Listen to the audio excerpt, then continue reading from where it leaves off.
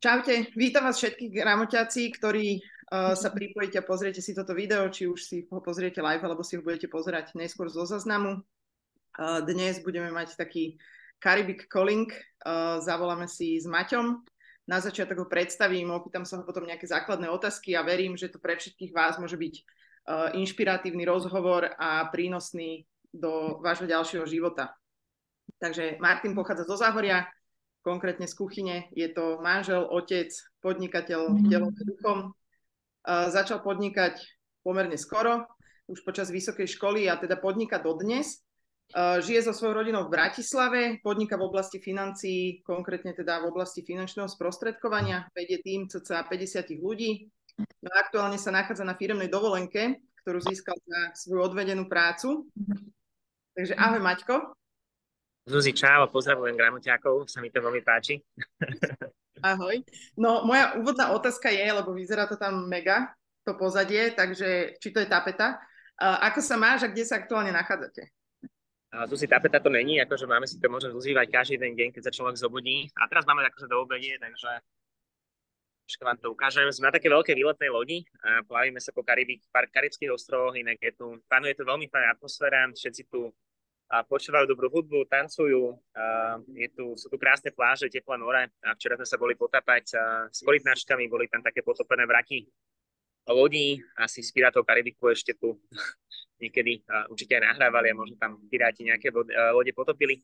Takže v podstate je to tu veľmi zážitkové a som veľmi vďačný, že ako taký benefit v rámci šírenia myšlienky finančnej gramotnosti máme možnosť vyhrávať takéto cesty, lebo sú to zážitky, ktoré zostanú na celý život a je to veľmi fajn, ale inak sa mám Zuzi v celku unavení, je to pomerne náročný program, je tu kopu vecí, čo sa dá robiť a hlavne večer začína taká kvalitná žúrka, začína až o 12:00, takže potom sme všetci nevyspatí. Ale inak fajn, Zuzi, ďakujem za opýtanie. Super, ďakujem pekne. No a začala by som teda prvou otázkou, Maťko, že kde sa aktuálne a ako sa vlastne človek dokáže dostať proste v dnešnej dobe k podnikaniu alebo v tej dobe, kedy si ty začínal? Ako sa dostať k tomu podnikaniu? Ako si sa ty dostal? Ja si myslím, že tých podnikateľských možností je dneska neurekom. Si myslím, že sa s nimi roztrhlo v rece.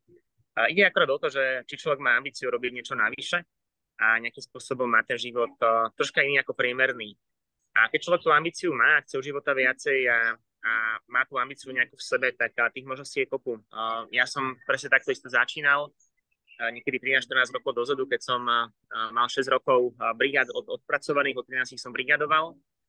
A keď som mal 19, som vedel jedno, a to v podstate to, že som nechcel pokračovať tým bežným životom, chodiť na študentské brigády, zarábať nejaké základné peniaze bez nejakého progresu, bez nejakého rozvoja, robiť stereotypné práce. Čiže mal som chuť niečo zmeniť a hľadal som možnosti a tie možnosti ku mne prišli. A tých možností je dneska neurekom.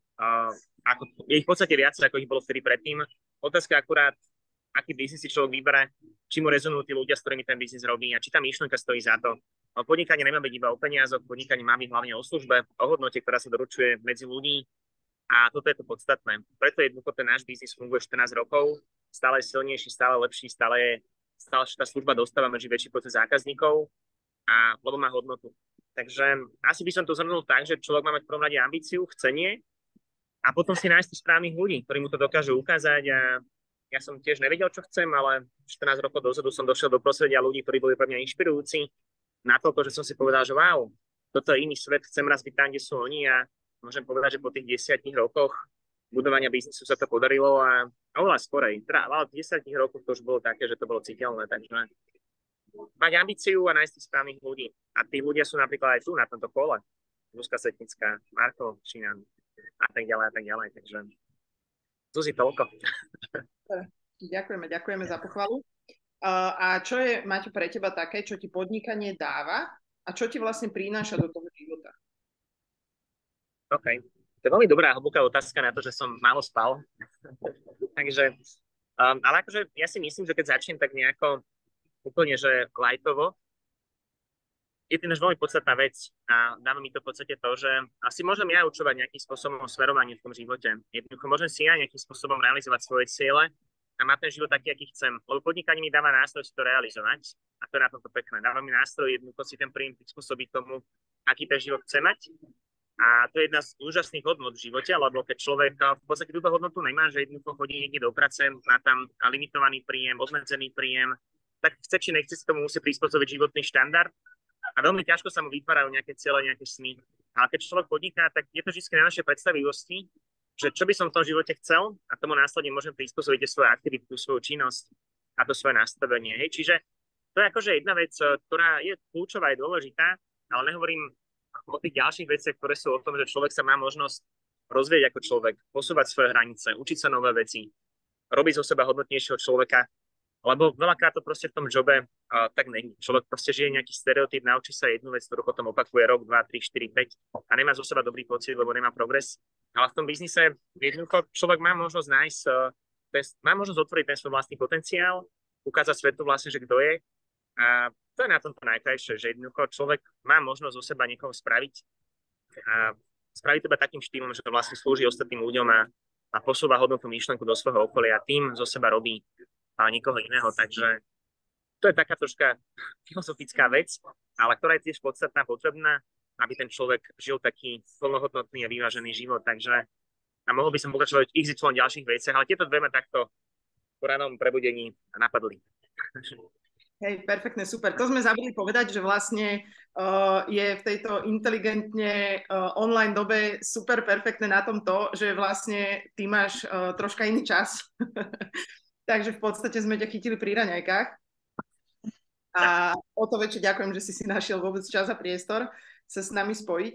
Ale spomínala som teda na začiatku v tom predstavení, že vedieš tým zhruba 50 ľudí. Teda nie je žiadnym tajomstvom, že to podnikanie, ktorému sa venuješ, je teda nazývané nejak štruktúrálnou firmou, alebo teda tá oblasť toho podnikania.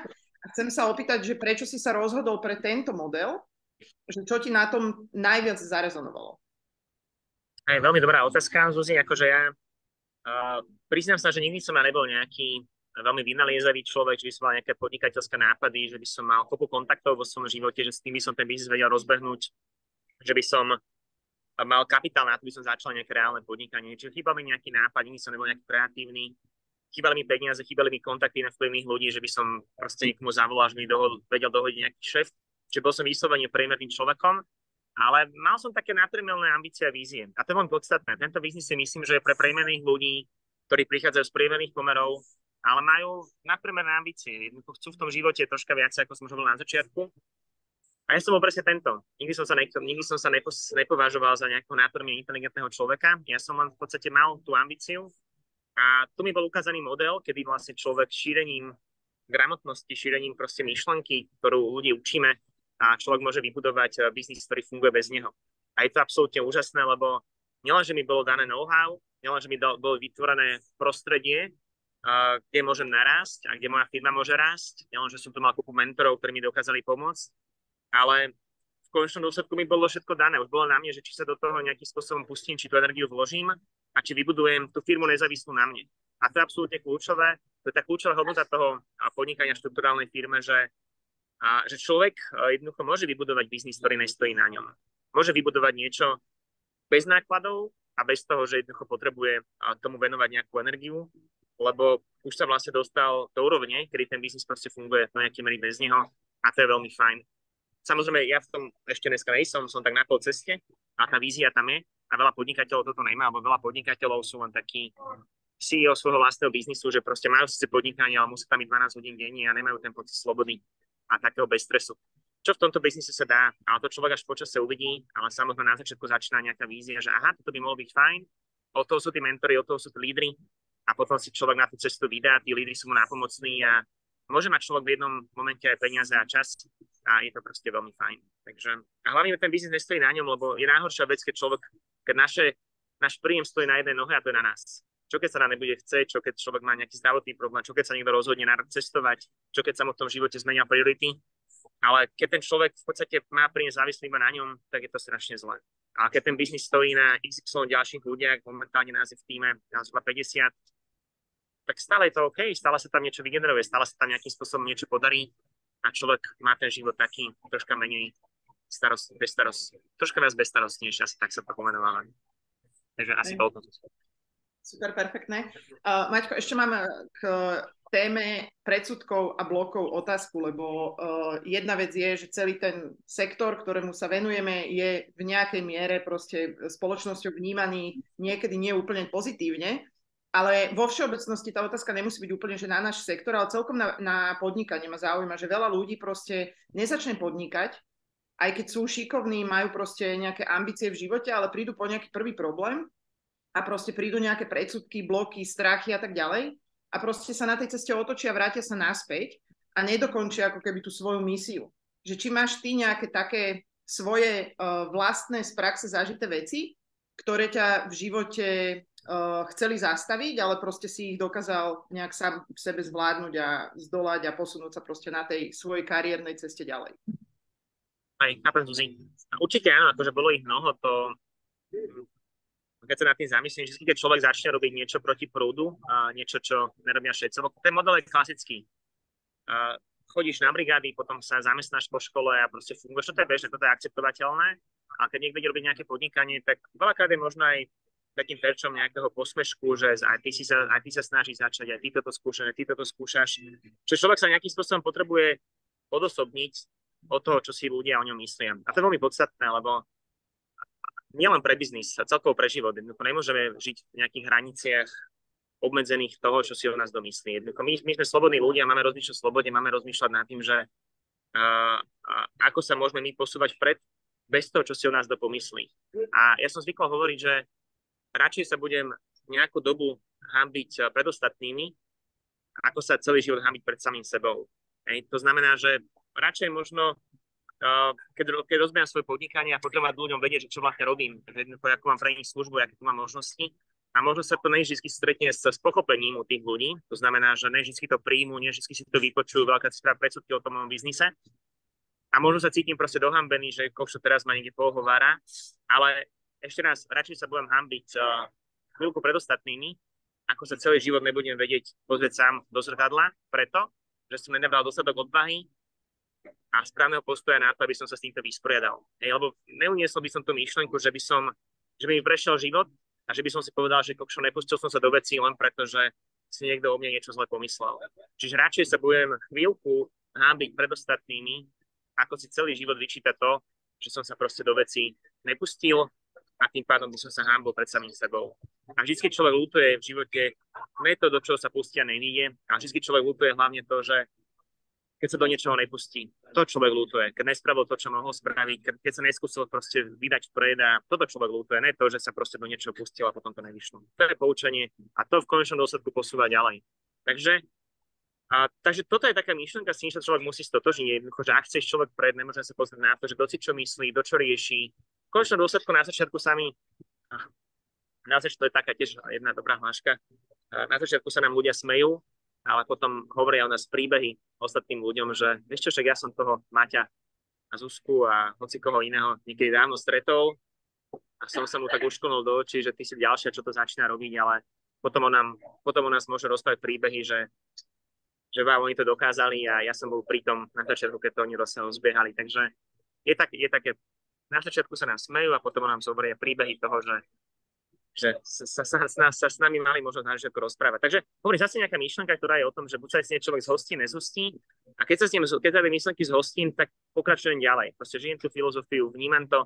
Keď sa nezhostím, tak nejakým spôsobom ma to niekde posúva vzad. Takže celý život je o postoji a o nejakej životnej filozofii, ktorú nasaje, a keď má človek životnú filozofiu správnu, tak v tom živote sú neobmedzené možnosti. Takže preto som rád, že je tento call, aby sme možno troška podielali vedomosti, a tí, čo chcú, treba zavolať Zuzke a všetkým v rámci Gramotného Slovenska.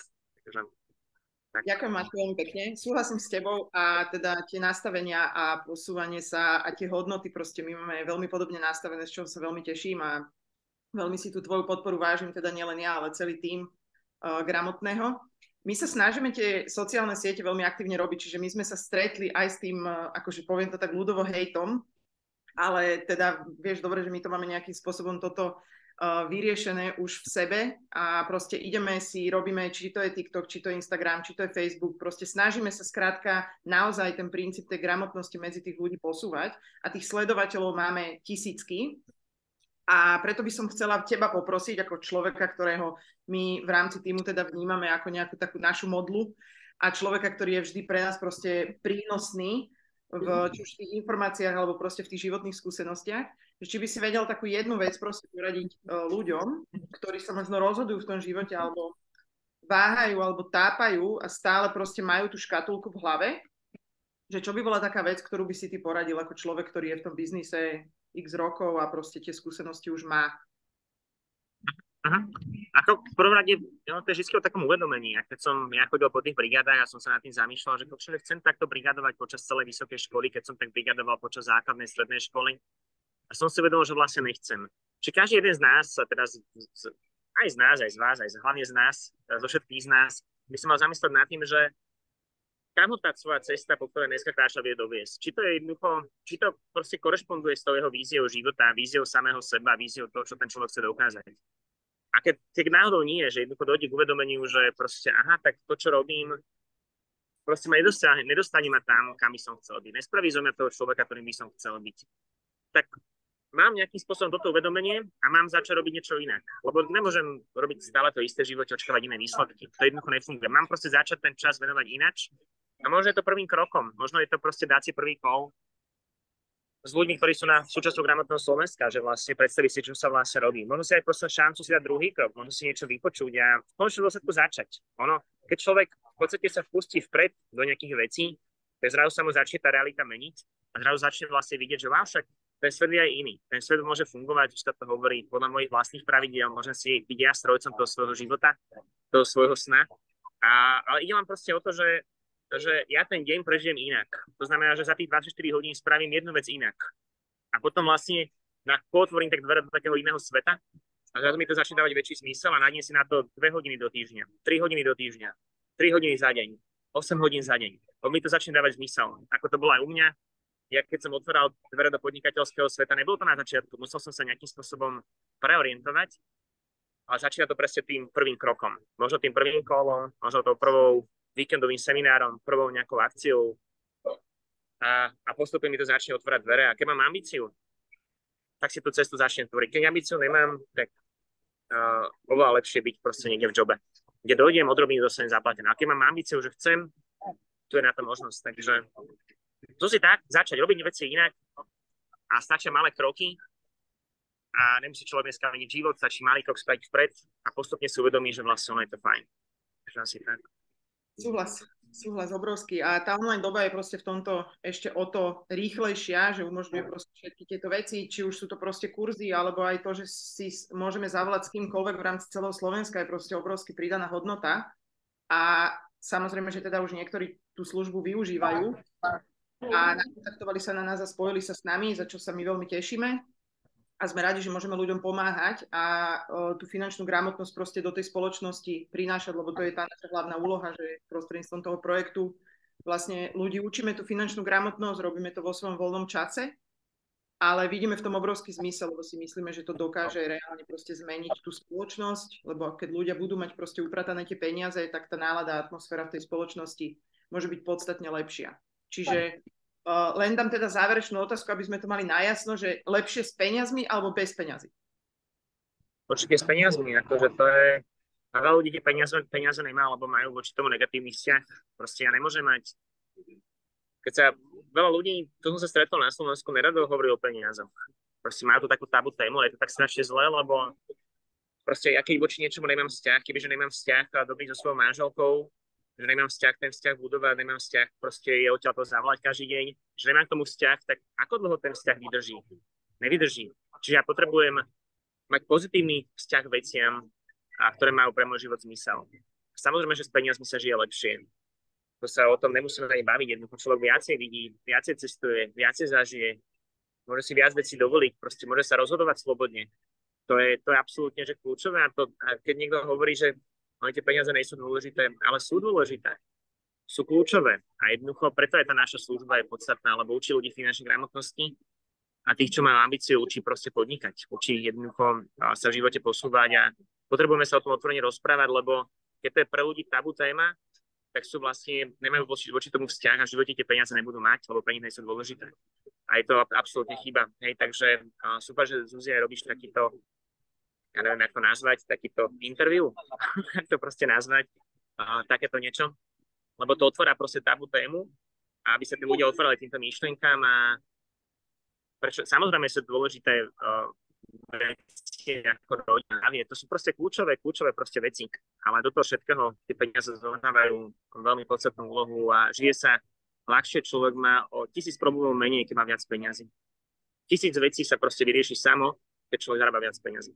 1000 problémov sa nemusí riešiť, keď človek zarába viac peniazy. Takže je to kľúč. Ja som niekde počul, že veľa ľudí žije v manželstve, majú nejaké rozdelené účty a jeden platí to, druhý platí to a vznikajú tam proste zbytočne fatálie. Jednoducho, kto čo zaplatí, koľko si dala na stravu a ja som platil toto a už to vyrušuje. A ja som rád, že sme sa podarili dostať do takej úrovne. Pozdravujem týmto moju manželku. My to tak vtipne zdieľame, lebo sa aj niekto pýtal, že jak to máme my, a ona vlastne vravala, že my to máme tak, že jej peniaze sú jej peniaze a moje peniaze sú naše peniaze. A ja som hrdý na to, že v podstate jednoducho môžeme, že má moje karty a že jednoducho môže riešiť, čo chce. Chvála Bohu, je zodpovedná, gramotná, takže nemusím mať z toho strach, ale je to veľmi príjemné, že proste túto tému mám vyriešenú ako také. Pozdravujem. A ja ju pozdravujem, je teraz v Bratislave, hej, takže môžeme ísť na večeru. Nejakú luxusnú. Dobre, Maťko, ďakujem ti teda, že si bol ochotný sa v tom krásnom prostredí teda spojiť s nami a podeliť sa o nejaké to svoje know-how a o tie svoje pohľady a názory. Veľmi si to vážime. A ďakujem vám teda, že ste si vypočuli a dopozerali ten náš rozhovor, ako to Maťko nazval, interview až do tohto štádia. A verím, že viacerí z vás zahodia tie predsudky a využijú tú službu, ktorú proste pre tých ľudí prinášame a že sa s viacerými z vás zoznámime, spoznáme. Vy budete vedieť spoznať nás, lebo sme úplne obyčajní smrteľníci a snažíme sa tu teda na nič nehrať a robiť tú službu naozaj srdcom a pre ľudí. Tak pevne verím, že sa čoskoro s viacerými z vás uvidíme. Takže Maťko, má ešte krásny pobyt a dovolenku, užívaj, pozdravuj všetkých a verím, že sa teda čoskoro vidíme v Bratislave. Majte sa. Ešte sa tu ja. Drž sa, ahoj, čauko.